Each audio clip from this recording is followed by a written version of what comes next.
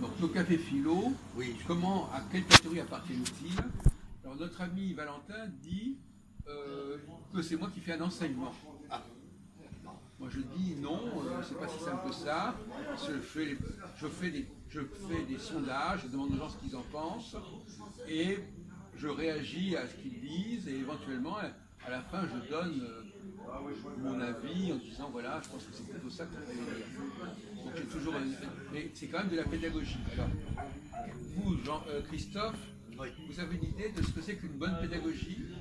Comment fait-on pour être un bon maître qui enseigne, qui apporte quelque chose aux gens à qui il enseigne ou avec qui il se trouve? Ouais, une bonne pédagogie, comme tu m'expliques, Jacques, c'est que la bonne pédagogie, c'est de s'adapter déjà à chaque personne, selon leurs différences, de les comprendre, de comprendre leurs pensées, leurs opinions, et puis de porter une analyse après, et puis, comme tu l'as cité aussi en même temps, une correction après de leur réponse, de leur niveau, on va dire, de leur niveau d'expression. Donc est-ce que ça veut dire qu'il ne faut pas commencer par raconter un truc, mais d'abord faire parler les gens? Oui, déjà, voilà. Par exemple, dans chaque sujet qu'on a toujours mis en évidence, de faire parler un sujet, c'est de leur faire poser comme une forme de question, et après, ils donnent leur réponse par rapport au sujet. Mais après, on peut avancer dans la discussion. Après, on peut développer une négociation. L'idée, c'est quand même d'arriver à se mettre d'accord. Bien sûr. À la fin. Et puis on part de points de vue différents pour arriver à les faire converger. Et de faire développer la discussion, comme tu l'as cité. C'est ça le rôle de la pédagogie sociale et de dialogue. Cela dit, est-ce que la pédagogie, est-ce qu'il y a d'un côté les maîtres ou les élèves, ou est-ce qu'il peut y avoir plusieurs personnes de même niveau qui négocient entre elles? En pédagogie, il y a déjà le maître et les élèves. Et puis après, il peut y avoir sans le maître une discussion entre les élèves. Non mais écoutez, quand il y a une réunion au sommet entre les responsables de l'Europe, ils discutent entre eux, à égalité quelque part. Oui, c'est exact. Donc il n'y a pas forcément une personne qui dirige tout. Non, c'est un groupe qui dirige tout. Mais c'est une équipe. Vous avez une idée de ce que les personnages de Socrate, comment il travaille, quelle était sa méthode de travail à Socrate? Quand il rencontrait les gens, quand il discutait avec les gens, les fameux dialogues, comme on appelle ça. Non, je ne connais pas Socrate. Et vous connaissez Socrate? J'ai pas lu Socrate. Non, parce que c'est un peu l'exemple. Pour moi, la référence, c'est Socrate. Il employait l'expression faire accoucher les gens, parce qu'il y a des choses que les gens savent sans le savoir. C'est ce que disait Socrate. La maïeutique, ça s'appelle la maïeutique, c'est-à-dire faire accoucher les gens d'une vérité dont ils sont porteurs et dont ils ne sont pas conscients.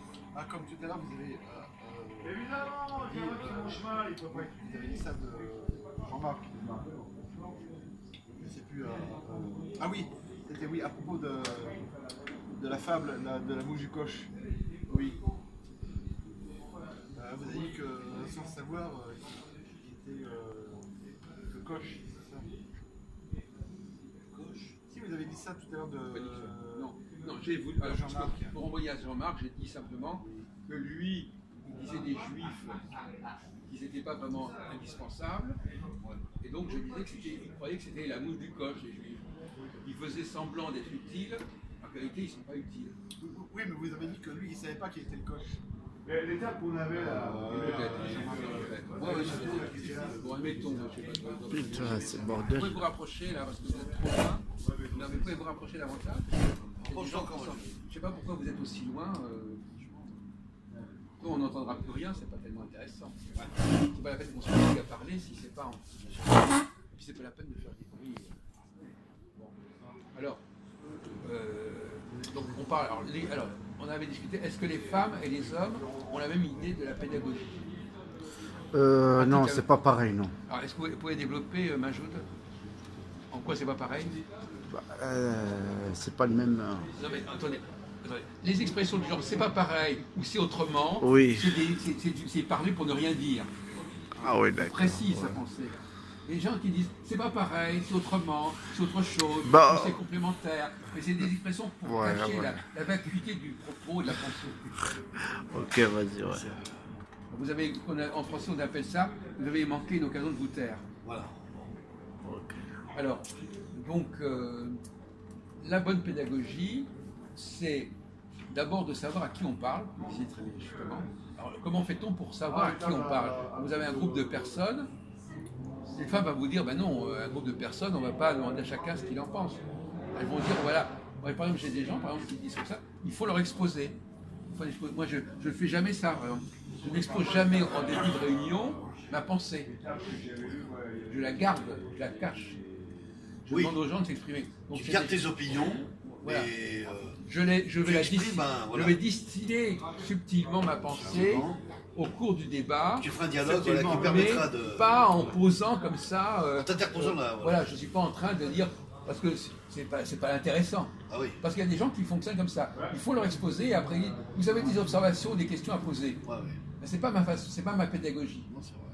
Et j'appelle ça la nouvelle pédagogie. La pédagogie, c'est prendre la peine de laisser les gens dire des choses, même des conneries, c'est pas grave. Et puis aussi, alors c'est important aussi, parce qu'il y a des gens qui préfèrent l'ancienne pédagogie parce que comme ça, les gens ne se mouillent pas. Ouais, ouais. Dans la nouvelle pédagogie, vous dites quelque chose, on vous fait remarquer que ça ne va pas. Dans l'ancienne pédagogie, vous êtes passif. Oui, j'ai compris, mais on ne vous demande pas de vous exprimer. Moi, je dis toujours, j'ai un proverbe qui dit quand on expose, on s'expose. Oui. Ça veut dire quoi? Ça veut dire quoi quand on expose, on s'expose? Majoud. Bah, quand on parle, tu vois. Vous comprenez ce que ça veut dire? Quand on expose, on s'expose. Bien sûr. Ça veut dire quoi? Bah, On t'exposes s'imprime. le sujet, t'expliques un Comment sujet. On explique les choses. Ben, qu'est-ce que la différence entre exposer et s'exposer? Bon, voilà, voyez-vous. Je suis désolé, vous ne connaissez pas le français, la langue française. Oui, il croit que je dis. Je croyais que je dis deux choses identiques. Expose, non. Exposer, c'est pas s'exposer. Non, mais c'est pas grave, c'est de la pédagogie aussi. On lui montre sa connerie. C'est de la pédagogie. Alors, quelle est la différence? Exposer, alors, quand on s'expose, on s'expose. ça veut dire quoi? Voilà, il va expliquer ce qu'il fallait comprendre. Ça, c'est vos limites linguistiques, je suis désolé. quand on dit quelque chose, on se découvre. Voilà. Quand quelqu'un prend la parole de s'exprimer, il faut qu'il s'attende à ce qu'on lui fasse des critiques.